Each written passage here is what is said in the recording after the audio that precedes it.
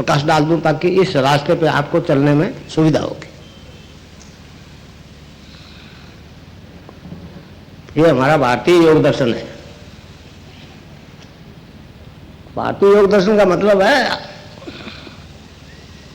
योग का मतलब है प्लस आत्मा और आत्म साक्षात्कार। पतंजलि योग दर्शन आप उठा के देख लो, उसमें रोग शब्द नहीं मिलेगा। वो तो मनुष्य के क्रियात्मक विकास की बात करता है। ऋषि ने दूसरे सूत्र में कहा है चित्त की वृत्तियों का निरोध योग है।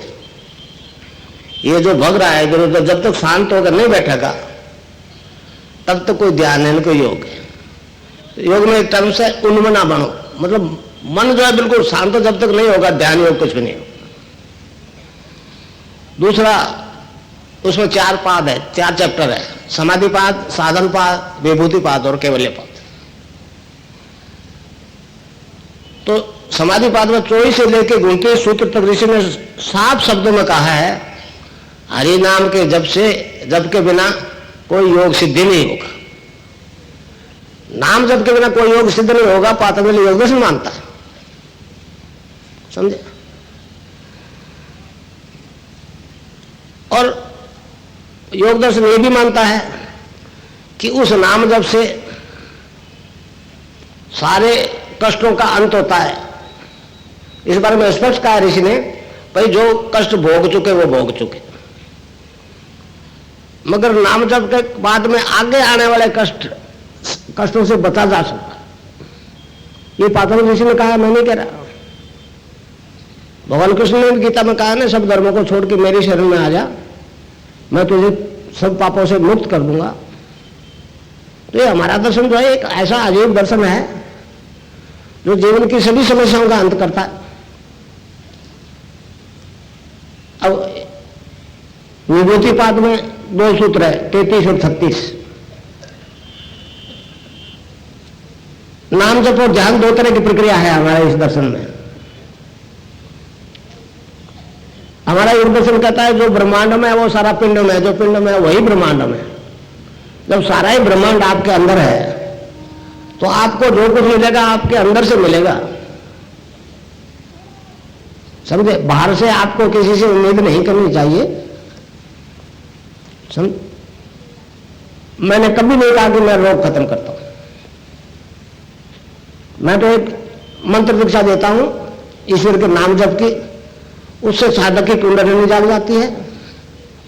वो कुंडलिनी जो योग करवाती है, जागृत कुंडलिनी साधक का मन प्राण बुद्धि और शरीर अपने बस में कर लेती है। वही योग करवाती है जिसकी उसको जरूरत है।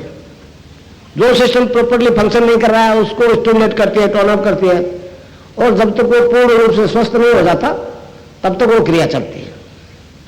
समझे? तो इस प्रकार जो योग होता है उससे सारे शारीरिक रोग ठीक हो जाते हैं, सारे। दूसरे जो मानसिक रोग है,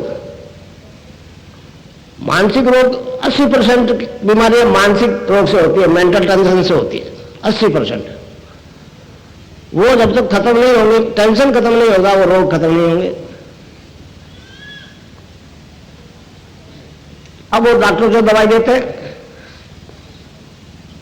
नशे की दवाई देते हैं, जब तक नशा रहता है वो तनाव शांत, जो नशा उतरा वो तनाव वैसा का वैसा, वो रोग वैसा का वैसा, वैसी की स्थिति फिर आ जाती। नशा तो हम भी करवाते हैं, मगर वो राम के नाम का नशा करवाते हैं। ईश्वर के नाम में नशा होता है। इस संबंध में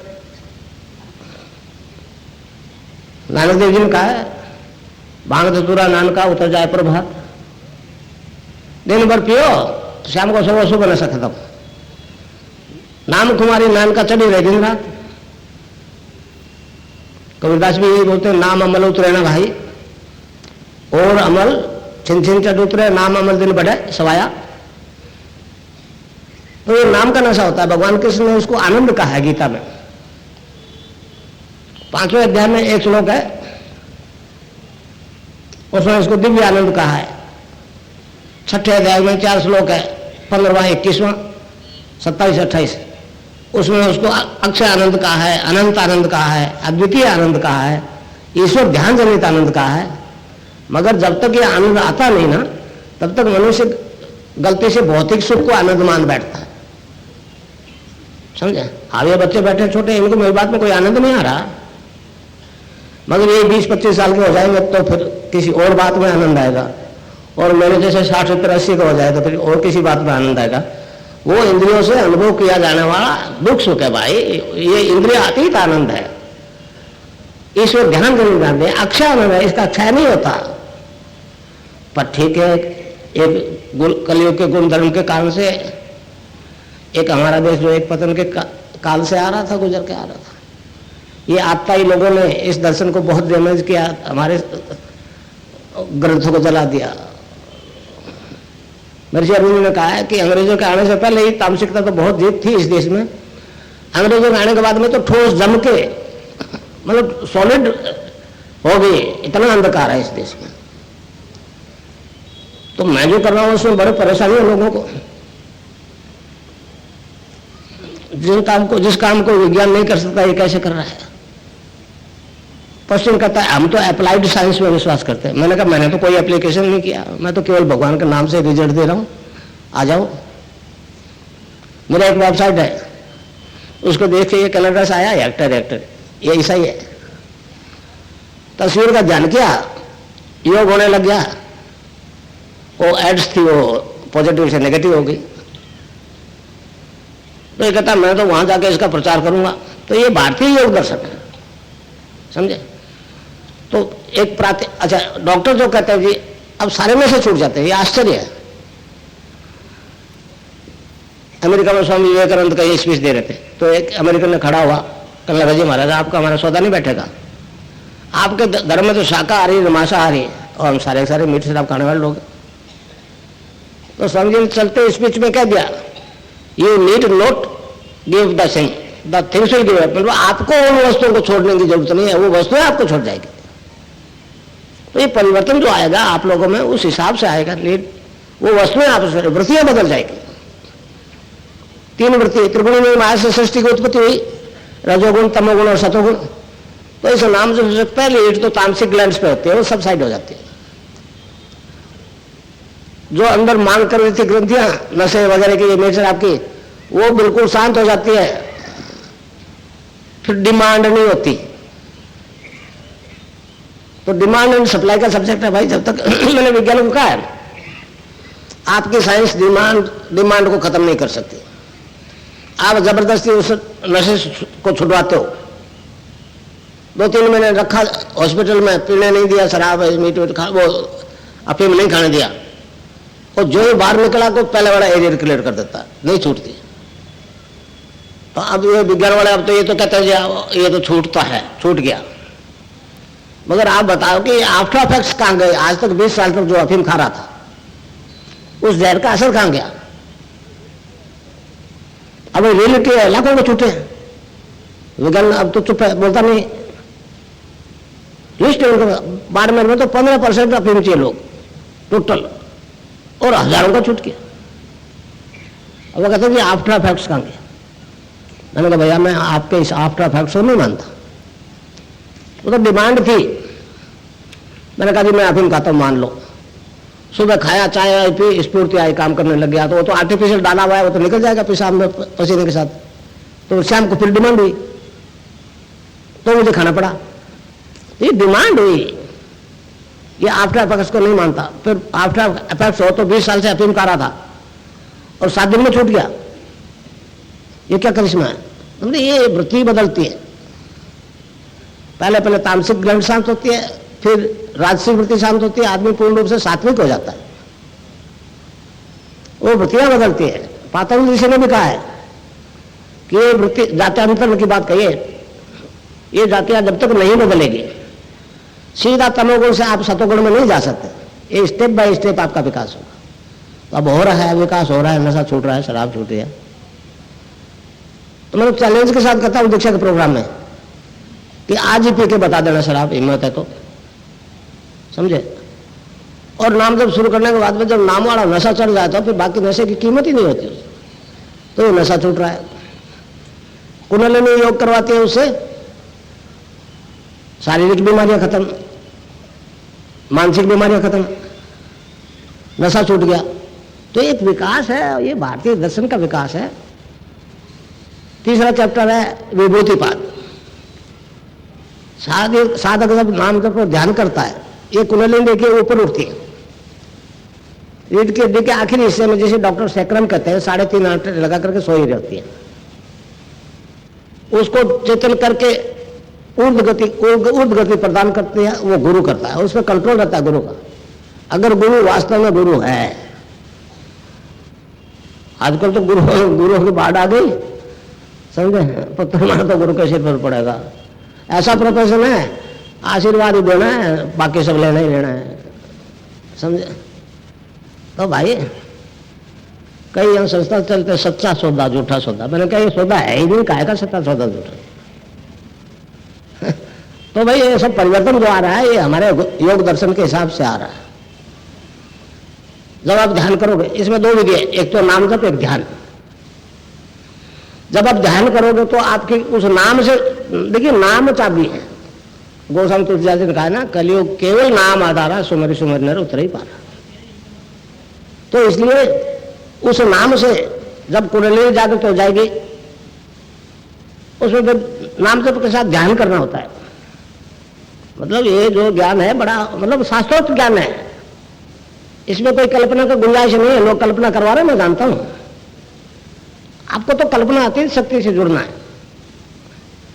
तो इस प्रकार यहां 9 द्वार जो है माया के हैं, आंख नाक मुंह वगैरह वगैरह, और ये 10वां द्वार जिसको शिव की तीसरी आंख देखी आपने, वो 10वां द्वार जो है वो एंट्रेंस है, बाकी तो सब EXIT है। तो ये जब तक नहीं खुलेगा, तीसरा नेत्र जब तक नहीं खुलेगा, तो योग है, ध्यान है, समझे। और ये काम केवल गुरु ही कर सकता है। नानक देव जी ने साफ कहा है कि गुरु ही इस द्वार को खोल सकता है, और ये नहीं खुला तो आप अंदर नहीं जा सकते। तो सारा कुछ अंदर है, फिर उससे आपका इंट्रोडक्शन नहीं हो सकता। इसलिए यहां ध्यान करो, चित्त की वृत्तियों का विरोध ही हो गया। तो यहां मन नहीं रुकता, फिर गुरु को देखो, समझे। गुरु क्या है? गुरुत्वाकर्षण गुरु है, ये शरीर थोड़ा गुरु है, तो कल मरेगा। वो गुरु तो आपके अंदर बैठा है, सबके अंदर बैठा है। हमारे धर्म में मतलब टाइम एंड स्पेस की कोई कीमत नहीं है, सारा ब्रह्मांड अंदर है। तो फिर आप मेरे अंदर, मैं आपके अंदर। इसीलिए अमेरिका में बैठे हुए, कनाडा में बैठे हुए लोग ध्यान कर रहे हैं और योग हो रहा है, तस्वीर से योग हो रहा है। इसके बारे में बताऊंगा तस्वीर से योग क्यों हो गया। तो इस प्रकार जो है, अब ध्यान के दौरान कुंडलिनी ऊपर उठती है। 5 प्रकार के वायु होते हैं योग में, प्राण, अपान, उदान, व्यान और समान। तो अपान वायु जो है नाभि से नीचे नीचे के डिस्चार्जेस को बाहर फेंकता है। जब तक अपान वायु ऊपर नहीं उठेगा, कुंडलिनी ऊपर नहीं उठ सकती। मतलब पूरा साइंटिफिक विज्ञान है हमारा धर्म पूरा साइंटिफिक है। आप देखते हो रॉकेट ऊपर जाते हैं, नीचे स्पार्क होता है तो वो ऊपर बढ़ता है। इसी तरह से कुंडलिनी जब तक ऊपर नहीं उठ सकेगी, नीचे से कोई पुश नहीं लगे, तो पहले साधक जो है उसमें मूलाधार में 3 बंद लगते हैं। पहला बंद मूलाधार में लग जाता है, पहले आसन बदलता है। आपको किस आसन में बैठने की जरूरत है वो अपने आप बदल जाएगा। आप तो केवल यहां ध्यान करोगे, जो गुरु ने बताया उसको जपोगे, इससे आगे आपकी ड्यूटी खत्म। अगर गुरु में कुछ गुंजाइश है तो आगे का काम शुरू हो जाएगा, नहीं तो भाई बैठा रहो, आंख बंद किए। मैं तो कहता हूं दूसरा गुरु देखो, समझे। दूसरा गुरु जो है दूसरा जन्मदाता होता है। पहले जन्मदाता भौतिक माता पिता और आत्म साक्षात्कार कराने वाला गुरु। तो मैं आपको कुछ नहीं देता, आपके पास जन्म से सब कुछ है। मैंने गुरु कृपा से जो विकास कर लिया वो आप भी कर सकते हो। ये किसी की रपौती नहीं है, ये तो मनुष्य में होने वाला भी विकास है। ये कोई मेरा अगला अभी नायडू साहब आए थे, हिंदुस्तान पत्र के संवाददाता में जयपुर प्रोग्राम थे, तो जब एड्स कैंसर के केसेस देखे नेगेटिव पॉजिटिव, तो उन्होंने लिख दिया ये वंडर थेरेपी है, वंडर थेरेपी। और एड्स खत्म हो रही है। पश्चिम का विज्ञान कहता है ये मिराकल है, मिराकल है। मैं उनको कहता हूं ये तो न तो वंडर थेरेपी न मिराकल है भाई, ये तो भारतीय दर्शन के अनुसार होने वाला न्यू विकास है, समझे। ये वेद हमारा सबसे पुराना वेद है। जब वो शरीर की रचना की व्याख्या करता है तो कहता है 7 प्रकार के सेल से ये शरीर बना। पहले वो मैटर से स्टार्ट करता है, अन्न से बनने वाले कोष, अन्नमय कोष, प्राणमय कोष, मनोमय कोष, विज्ञानमय कोष। विज्ञानमय कोष चेतन कर दिया पश्चिम ने, परंतु मानव की समस्या को अंत नहीं कर पाए। अब वो दबी जबान से स्वीकार तो करने लगे कि कष्टों से छुटकारा पाने का रास्ता और भी हो सकता है, मगर हिम्मत नहीं हो रही खुल के स्वीकार करने की, और करना पड़ेगा। तो फिर आगे 3 कोष और अभी चेतन नहीं हुए, आनंदमय कोष, चित्तमय कोष, सतमय कोष, जिसे हम सच्चिदानंद कहते हैं, सत प्लस चित्त प्लस आनंद। ये कोष चेतन होने शुरू हो गए।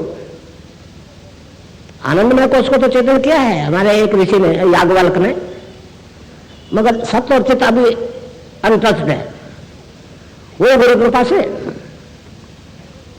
चेतन होने लगे। तो मैं वो काम कर रहा हूं, वो एक शैव दर्शन को मूर्त रूप दे रहा हूं, समझा। भारतीय अब शैव दर्शन है, ये कश्मीरी शैव दर्शन है। अब वो कश्मीर का नाम लेते हुए हिंदू मुसलमानों के झगड़े का कुछ नहीं आता। कश्मीरी शैव सिद्धांत के अनुसार ईश्वर के 5 काम है, सृष्टि, स्थिति, लय, तिरोधान और अनुग्रह। तो ये 5वां काम जो है भगवान का गुरु करता है। गुरु जब अनुग्रह करके दीक्षा देता है तो साधक को अपनी और पूरे विश्व की वस्तु स्थिति की जानकारी हो जाती है। वहां जाति धर्म गौण है कोई मतलब नहीं था, वो मानवीय विकास है। अब मैं कश्मीरी शैव दर्शन को मूर्त रूप दे रहा हूं। मैं इसलिए कह रहा हूं कि मेरे माध्यम से हो रहा है, मगर बोलता तो गणनाथ महाराज है। इनसे दीक्षा नहीं लेता कुछ भी नहीं था भाई। मैं तो स्वामी विवेकानंद जी को पता कि गुरु के बिना इस लाइन में नहीं चल सकते, तो गुरु बना लिया। मैं तो नहीं समझ पा रहा था कि गणनाथ जी क्या देंगे, इनके पास क्या है। परंतु जो उन्होंने चेतना जागृत करती, मैं तो उनका माई को भाई, मैं दिख रहा हूं आपको, मगर बोल हो रहा है। आपको बताऊं स्वामी विवेकानंद जी का एक उदाहरण देता हूं। स्वामी जी ने अमेरिका में जो ज्ञान था वो तो बोल दिया। अब वो आगे प्रोग्राम हो गया, वो और फैले चले गए। नहीं समझ पा रहे तो क्या बोलूंगा। फिर जब नीचे उतरे स्टेज पर, उन्होंने कहा मैं समझ नहीं पा रहा हूं कि मैंने क्या बोला, क्योंकि ज्ञान तो सारा खत्म हो गया था, समझे। पर यह बात अब समझ में आई कि तालियां ज्यादा बजी तो बोल रहे थे रामकृष्ण परमदेव अंश। तो ये गणनाथ बाबा बोल रहा भाई, मैं नहीं बोल रहा हूं। मैं तो नौकरी करता था रेल में। इसने कहा कि अगर तो काम तू कर, तो रिटायरमेंट लिया 7-8 साल पहले। तो डिपार्टमेंट बदला है, अब नौकरी है गणनाथ की, पहले थी रेल की। उसमें तो अभाव के अलावा कुछ भी नहीं था, अब कोई अभाव नहीं।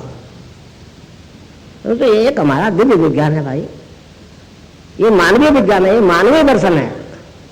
वृत्तियां बदल जाती है, खान पान बदल जाते हैं, रहन सहन बदल जाता है। तो हमारा दर्शन इसको बीज कहता है, बीज बनता है। तो मैंने तो आपको अपने आप से इंट्रोडक्शन करवाना है, देना लेना कुछ नहीं है। आप जन्म से तो समझ नहीं पा रहे क्या हो। तो ये एक ऐसा दर्शन है। अब वो तस्वीर से योग हो रहा है, ये लोगों को समझ में नहीं आ रही कि आज तक नहीं हुआ किसी की तस्वीर से, इसका कैसे हो रहा है। मगर पूरे विश्व में हो रहा है, इंग्लैंड में हो रहा है। मैंने मेरा मिशन भेजा था इजराइल, वो तो तस्वीर को मानते नहीं। आज 10,000 लोग तस्वीर से ध्यान कर रहे हैं, योग हो रहा है, और बहुत अजीब अजीब बीमारियां ठीक हो रही है। तो एक ऐसा दर्शन है, एक मानवीय दर्शन है, और ये विश्व दर्शन होगा। मैंने कई दफा कहा कि ये मतलब दर्शन जो है ये विश्व दर्शन होगा, मगर सबसे ज्यादा इस देश के लोगों को परेशानी, समझे। विदेशी तो मान रहे हैं, इस देश वाले परेशान नहीं, क्या कर रहा है। सबसे ज्यादा परेशानी है कि पैसा नहीं देता, मैंने कहा जी राम का राम है, इसको कैसे बेचूं? है इसकी मैं कोई कीमत दे सकता, मैं नहीं सकता। मैं बॉम्बे में प्रोग्राम कर रहा था मैरिन ड्राइव पे भारतीय विद्या भवन में, तो गुजराती ने कहा दिया गुरु जी पैसे की तुम्हें चलेगा ही नहीं, का ले लो। मैंने कहा अच्छा लेते हैं, कितना ले? एंट्री फीस ले लो, व्यवस्था कर रहे हैं उसकी ले लो। बोला कितना ले बोलो? कहने जी कम से कम 1100 रुपये। मैंने कहा अगले प्रोग्राम से शुरू कर दो। एक बात और बता दो, कितना आ जाएगा कि मैं संतुष्ट हो जाऊंगा? कहने लगे जी ये बात तो गड़बड़ है, संतोष तो नहीं होगा चाहे कितना आ जाए। तो मैंने कहा भैया इस जीवन की, इस शरीर की एक सीमा है, ये एक क्षण में आगे जिंदा रहेगा और मेरे गुरु के आदेश की पालना नहीं करूंगा, मुझे तो नरक में जगह नहीं मिलेगी। मैं तो उस वक्त कहा था, मैंने कहा मैं न्यूयॉर्क जाऊंगा खाली जेब जाऊंगा, और आज करता हूँ खाली जेब जाऊंगा। समझे? जितना कैंसर इस देश में उससे कई 1000 गुना ज्यादा ब्रिटेन में। एक ब्रिटेन की औरत आई थी मेरे पास बॉम्बे, उसने कहा हर दूसरा आदमी कैंसर रोगी। मैंने कहा ये कैसे करिए, क्या मीटर है? उन्होंने कहा कहने का मतलब ये है कि अमेरिका से ज्यादा है। अमेरिका का एक आदमी आया था दीक्षा लेने, उसने कहा कि 70% लोगों में, फैमिलीज में एक आदमी कैंसर है। मतलब कैसी दयनीय स्थिति उनकी, तो ठीक हो रहा है। अब अरविंद के बारे में लोग अभी बनाया था ना, दिवस मनाया था, समझे? वंदे मातरम। अरविंद ने कहा है इस देश का उद्धार 2 मंत्र करेंगे। एक तो 1906 में प्रकट हो गया, और दूसरे में भविष्यवाणी है अरविंद की कि वो संजीवनी मंत्र होगा, वो मोस्ट सीक्रेट होगा, माइस्टिक होगा, परंतु अभी नॉट येट रिवील। वो अंदर से इंस्पायर्ड होगा। संजीवनी मंत्र इसलिए का कि हनुमान जी लाए थे संजीवनी लक्ष्मण के लिए, बेहोश हो गया था, मरा नहीं था। मर गया तो जिंदा नहीं होगा, मगर जिंदा है तो उस मंत्र से मरेगा नहीं। मैं चैलेंज के साथ कह रहा हूं जो दीक्षा लेने आते हैं कि एड्स कैंसर से नहीं मरोगे अगर इस नाम को जपते रहे। अरविंद ने उसे सुपरामेंटल फोर्स कहा है, कृष्ण को कहता है सुपरामेंटल फोर्स, और आज तक कोई नहीं मरा। गांव वाले ज्यादा मर जाते हैं, वो बेचारे अनपढ़ होते हैं, तो किसी माता जी के पास ले जाता है, कोई भैरव जी के पास, कोई हनुमान जी की सेवा कर, मिट जाएगा, 7 फेरे लगा के 10 फेरे लगा, वो ध्यान और नाम जब छोड़ देते हैं चले जाते हैं। बाकी शहर का बुद्धिजीवी समझ जाता है, फिर नहीं मरता, एक नहीं मरा। और मैं चैलेंज के साथ कर रहा हूँ, वो संजीवनी मंत्र अगर जपोगे तो नहीं मरोगे। 2 केस का उदाहरण दो। पहला 2003 में एक जोधपुर के मधुरदास हॉस्पिटल में एडमिट था, भंवरलाल नाम का, तो उसके ड्रिप लगी हुई थी, बंद हो गई, तो डॉक्टर ने कहा ले जाओ 2-4 घंटे में जाएगा। जब HIV पॉजिटिव आया उस वक्त उसका वजन था 65 kg, और घटते घटते 40 kg आ गया, आज वो 90 kg का है। जब वो मेरे पास आया तो मैंने, उसने कहा जी आपके पास लाए, मैं जब अस्पताल से घर लाया स्ट्रेचर में, तो रोने कोकड़े लग गए, 35 साल का जवान था, तो मैं समझ रहा था कि ये क्योंकि मैं मरने जा रहा हूं इसलिए रो रहे। ये उसने खुद बताया। मेरे में इतनी ताकत थी कि मैं सुन सकता था, समझ सकता था। तो सुबह बृहस्पतिवार था, स्ट्रेचर पर लाके लेटा दिया आश्रम के बरामदे में। मैंने जो नाम बताया उसको मन ही मन जपने लग गया, जपने लग गया। मेरे 1.5 महीने वो बिल्कुल क्योर हो गया, पॉइंट दैट से लौट गया, क्योंकि संजीवनी मंत्र जपना शुरू कर दिया। दूसरा एक और आया वहीं जोधपुर का मधुरदास हॉस्पिटल का, वो केवल मेरी तस्वीर के जान से क्योर हो गया। 2003 में कोटा महाकाल चली थी, मगर उसकी दवाई बंद हो गई और वजन बढ़ने लग गया। दीक्षा के से पहले 8-10 kg वजन बढ़ गया। कोई तस्वीर वाला आएगा जो लोगों को समझ नहीं आ रहा। अब हैरान है कि ये निर्जीव मैटर तस्वीर, तो ये सजीव जीवात्मा का फायदा कैसे कर रहा है? लेकिन तो हमारा दर्शन में विकास है जी, ये मेरे में विकास जो हुआ ना, मैं आपको बताऊं, मैं आपकी तरह था, गुरुदेव की कृपा से ट्रांसफॉर्मेशन हो गया। मैंने इसके बारे में अरविंद ने जो कुछ कहा है उसके बारे में मैंने मैटर बनाया है। मेरी शिष्य है जूही पागदार बॉम्बे की, उसने उसको बहुत अच्छे से मतलब लिखा है, तो मैं प्रेस को देना चाहता हूँ। रखा हुआ है कि ये तस्वीर क्या कर रही है। मेरे को ज्योतिषी ने बताया आपको मार के इसकी दशा है, मार के इसकी दशा है। मैंने कहा वो क्या होती भाई? कहने लगा मौत है। तो मैंने कहा वो तो सबको आती है, मेरे को भी आएगी। तो कहने लगी जी बचा भी जा सकता है। तो कहा गायत्री का अनुष्ठान करो, पुरुषचरण करो। किया साहब, एक तरफ मौत खड़ी थी, एक तरफ उस 5 मुंह की तस्वीर से प्रार्थना थी कि बचा ले। तो आज सोच रहा हूं कि 1.25 लाख जब से नहीं, एकाग्रता से हुआ परिवर्तन, और मैंने उस मार्कस को मार दिया। आज भी जिंदा बैठा हूं आपके सामने। तो इसलिए ये जो परिवर्तन मेरे में आया, ये ट्रांसफॉर्मेशन हो गया। जब आखिरी दिन था, नहीं आज नहीं जपना है, तो ध्यान लग गया। तो क्या देखता हूं कि ये पूरी बॉडी जो है डिवाइन फॉर्म में ट्रांसफर हो गई। एक दिव्य मतलब दिव्य प्रकाश ही प्रकाश, शरीर का कोई अंग नहीं दिखे मुझे। मेरे को बड़ा आश्चर्य होता है, लीवर कहाँ गया, किडनी कहाँ गई, हार्ट कहाँ गया, ये सब हो गया, गायब कैसे हो गए? बहुत सोचता रहा मैं, दिखता तो आंख से ही, अंदर कैसे दिख गया? लेने थे मेरे जीवन के। फिर अचानक एक भंवरे की गुंजन पेट में सुनाई दी। मैंने कहा पेट में भंवरा, ये क्या बात है? जब उस पर कंसंट्रेट हुआ तो देखा कि नाभि से वो मंत्र जपा जा रहा है, गायत्री मंत्र, विदाउट ब्रेक। तो पहला विकास उससे हुआ, ये गुणंतर में हुआ। फिर मैंने सोचा कि मंत्रों में ऐसी शक्ति होती है। मैं नहीं जानता था मंत्र क्या होता है, गायत्री का अर्थ में नहीं जानता था। उस दिव्य प्रकाश को अंदर धारण करने की प्रार्थना है, वेदों का सर्वोत्तम मंत्र है। लोगों का आश्चर्य हो गया, सिद्धि हो गई, आपको फिनिशिंग पॉइंट पे पहुंच गए।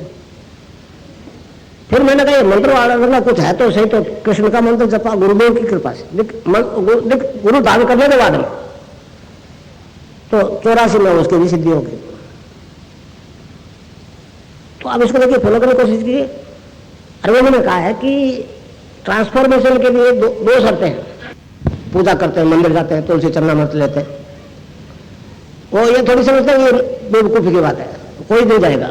आस्तिक लोग जाते हैं और मुक्ति पाते हैं। दूसरे लोग संन्यास वाले जो गुरु धारण करते हैं, मंत्र जपते हैं, वो भी मुक्ति पाते हैं। तो मुक्ति के लिए असेंड करना पड़ता है। परम सत्ता यहां है, उसके पास जाओगे तो मुक्ति होगी, उससे साक्षात्कार होगा तो मुक्ति होगी, और मुक्ति हो रही है। परंतु उसके लिए असेंड करना पड़ता है। तो अरविंद ने कहा कि ये जो विकास है, जो केमिकली बदलाव आता है मनुष्य में, आराधना से आता है, नाम जप से आता है, मंदिर मार्ग भगवान के दर्शन करने से आता है, मगर वो मरने के बाद में जला दो या गाड़ दो, वो परिवर्तन अगले जीवन में नहीं जाता। तो महर्षि ने कहा कि ये विकास अगर एक आदमी में एक ही जीवन में हो जाए, आपकी साधारण भाषा में निर्गुण और सगुण की सिद्धियां एक ही जीवन में हो जाए, एक ही शरीर में हो जाए, तो वो बॉडी जो है ट्रांसफॉर्म हो जाएगी। अब उसकी तस्वीर से आपको योग होगा। तो ये इनोसेंट मैंने हो गया मेरे को। मैं आपको सुन सकता, मैंने चाह के कोई काम नहीं किया, कोई शक्ति मुझे पुश कर रही है, और मैं लेफ्ट में जा सकता, मैं राइट में, रुकने का तो नाम ही नहीं है, केवल मौत ही इसको रोकेगी। तो एक विकास है, हमारे शरीर में होने वाला विकास है, ये सच्चिदानंद की अनुभूति है। मैंने वैज्ञानिकों को कहा कि ऊपर वाला तीनों को जब तक चेतन नहीं होंगे आप समस्याओं का समाधान नहीं कर सकते। चैलेंज वैज्ञानिकों को है मेरा। वो धार्मिक लोग तो है, ये तो धर्म प्रधान देश है, आप लोग तो सुनने को चाह रहे हो, वो सुनने को चाह रहे होगा जी अप्लाइड साइंस। मैंने कहा एप्लीकेशन मैंने कुछ भी नहीं है, एड स्टिक कर दिया। मैंने कहा कि आपकी साइंस जो है उसका विकास एक साइकोलॉजी तक है, साइकोलॉजी तक। साइकोलॉजिकल डोज दो तो मर जाएगा, ये हो जाएगा, छोड़ दिया, फिर छोड़ दी। पैरासाइकोलॉजी क्या होती है आप नहीं जानते? तो पश्चिम से आएगी आपकी पैरासाइकोलॉजी, लेबोरेटरी में रिजल्ट देगी तो ही मानेंगे। माना अच्छा, वेलकम। अब वो रंगबक्षी की लेबोरेटरी में अच्छा ये नेगेटिव पॉजिटिव सैकड़ों आदमियों की एड्स खत्म होगी, अभी अभी दिल्ली से एक और चली जोधपुर, वहाँ जयपुर में, तो अब ऐस तो खत्म हो गया, वायर अभी वो पॉजिटिव थे, नेगेटिव नहीं हुए थे, तो प्रेग्नेंट होगी तो कहा दिया एबॉर्शन करवा लो, एबॉर्शन करा लिया। अब वो धीरे धीरे नाम तो बहुत ध्यान से वो पॉजिटिव जो था बिल्कुल नेगेटिव हो गया, वायरल लोड है, 20 से नीचे आ गया, तो अब कहने लगे जी अब संतान पैदा कर सकती हो। मतलब कितनी भ्रूण हत्या करा दी, निरर्थक। तो ये विकासवाद है भाई। अरे अरविंद नाथ तो मेरा चेला है जयपुर वाला, अभी वसुंधरा जी ने इंक्वायरी करवाई है, क्या बकवास कर रहा है, क्योरेबल कैसे है। तो जो 2 केस आए, माथुर साहब इलाज कर रहे थे, इंक्वायरी करने के लिए भेजा, आश्रम गए, तो उन्होंने कहा माधव साहब आप भी 2 केस आपने तो क्योर किए थे ना, वो मरे क्यों नहीं, आपके ट्रीटमेंट में थे बद्री और भाव। और कहने लगा भाई नौकरी करता हूँ, वो मेरे दीक्षित शिष्य है अरविंद माथुर, 2-2.5 आदमी बीच में दीक्षा ली उन्होंने जोधपुर में। तो लोगों ने कहा जी आप क्यों नहीं बोलते हो। अब उन्होंने मेरे को मैसेज दिया, मेरे को कहने लगा जी बाहर घटने बढ़ने में हम बच जाएंगे आपसे, एंटीबायोटिक ज्यादा दे दिया, बाहर कम हो गया, कम दिखा तो वेट बढ़ गया, आप वायरल लोड टेस्ट कराओ, HIV वायरल लोड, वो जब 50 से नीचे आ जाएगा तो फिर दुनिया सरेंडर कर जाएगी, हम चाहे करें या नहीं करें। तब से मैंने वायरल लोड शुरू करा दिया, समझे। और हजारों का बिलो 20 आ गया। अभी एक दिल्ली का एक मुसलमान लड़का है, उसका वायरल लोड 7.5 लाख था, अब बिलो 20 आ गया। तो एक नाम तो ध्यान से होता है भाई, ये कोई करिश्मा नहीं है, ये कोई मिराकल नहीं है, ये मनुष्य जाति में होने वाला दिव्य विकास है। इस विकास की बात तो पैगंबरवादी धर्म नहीं जानते, हम ईश्वरवादी जानते। तो एक विकास है भाई, ये कोई आश्चर्य नहीं है। अब जब मेरे में परिवर्तन आ गया, वो आप सब में आ सकता है। अब वो तस्वीर से होने लगे, अब कहीं भी बैठे ये हो जाता है। यहां भी लोग परेशान है जी तस्वीर से क्या करते हैं। मैंने कहा ये तो निर्जीव मैटर है ना, अब ये सजीव का फायदा क्यों कर रहा है भाई। सजीव तो घाटा नफा कर सकता है, परंतु निर्जीव इसमें तो कोई जीव नहीं है। मेरी तस्वीर में या स्टेचू बना लो, कुछ भी बना लो, उसका ध्यान करने से क्यों हो जाता है। ये मनुष्य का उच्चतम विकास है, ये हमारा वैदिक दर्शन कहता है। मगर वो वैदिक दर्शन, हमारा धर्म तो एक पतन के काल से गुजरता हुआ आ रहा है। आज तो पैगंबरवादियों का बोलबाला है, वो चांद और तारे के पुजारी धर्म है। तारा ईसाइयों का, चांद प्लस कर दिया मुस्लिम धर्म। मगर सूर्योदय होता तो चांद तारे की कोई कीमत होती है क्या। वो स्थिति उन लोगों के होने वाली है, बड़े परेशान है वो लोग मुझसे। मैंने उनको कहा मैं तो आपको एक ऐसी दिव्य प्रकाश की ज्योति दे रहा हूं जो आपकी पूरी मानवता को ठीक करेंगे। तो एक होने वाला दिव्य विकास है, ये न मिराकल है और न कोई वंडर थेरेपी है। ये हमारे दार्शनिक सिद्धांत के अनुसार हो। महर्षि अरविंद ने कहा है आगामी मानव जाति दिव्य शरीर धारण करेगी। जो मैं बोल रहा हूं, महर्षि ने एक बात और स्पष्ट की कि ऐसा एनलाइटेड आदमी जब अपने शिष्यों को वैदिक मंत्र की दीक्षा देता है, उपनिषदों को देता है, उस परम सत्ता से जुड़ने के लिए पथ प्रदर्शन करता है, तो उसकी शक्ति उस व्यक्ति की आवाज में है।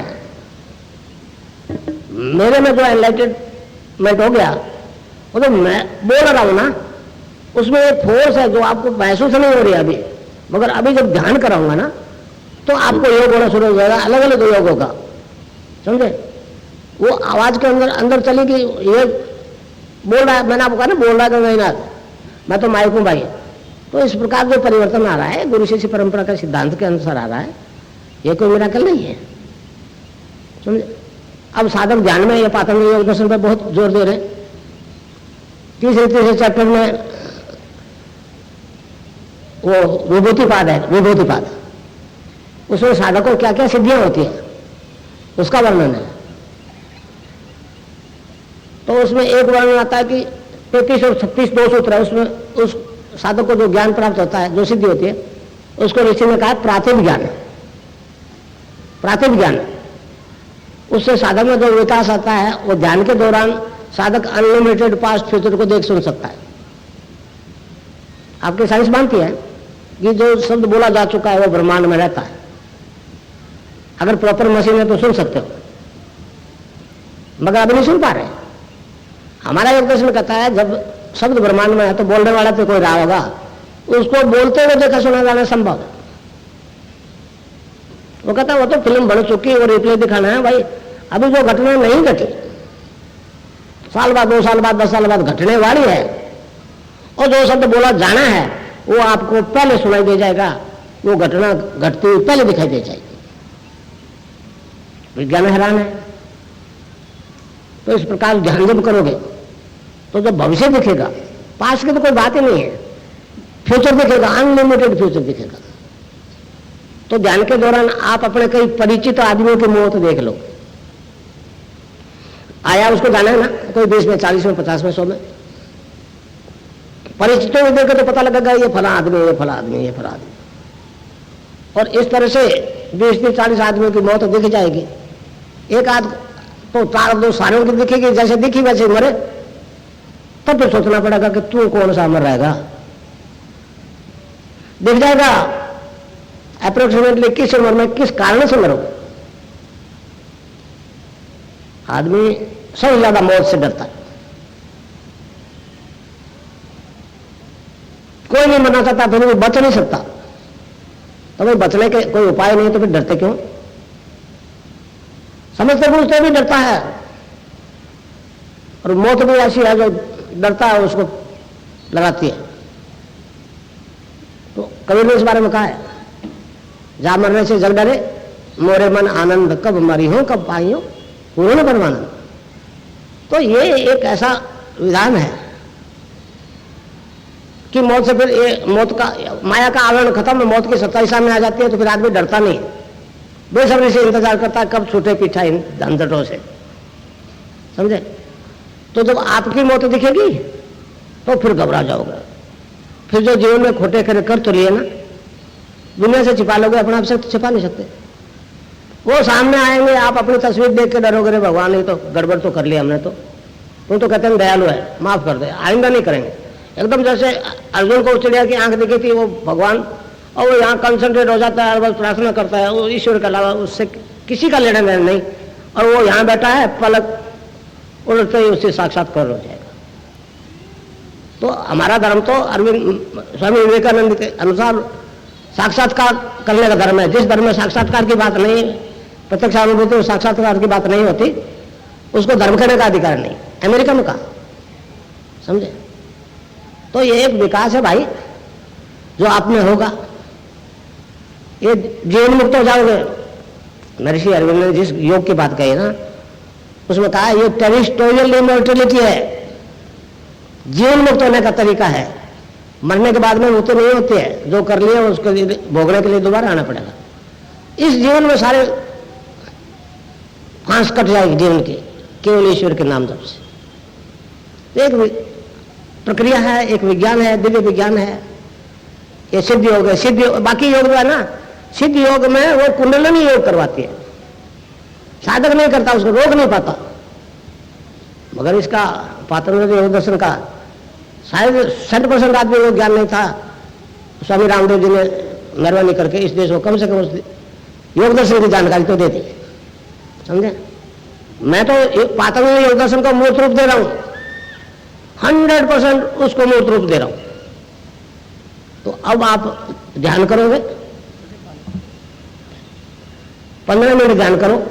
दीक्षित शिक्षा हो तो नाम जप, नहीं तो फिर राम राम ही करो, मगर जप में जीभ और मुंह का प्रयोग नहीं, मानसिक जप। जीभ बस दिमाग से जपते रहो। दीक्षित तो अपना मंत्र जपेंगे, बाकी में तो राम राम जपो। वो तो गटगट का वासी है राम, बाहर है नहीं अंदर है। अभी फैसला हो जाएगा कोई है कि नहीं अंदर, या फिर हमें यही बकवास किया जा रहा है। तो ध्यान करो, 15 मिनट ध्यान करो।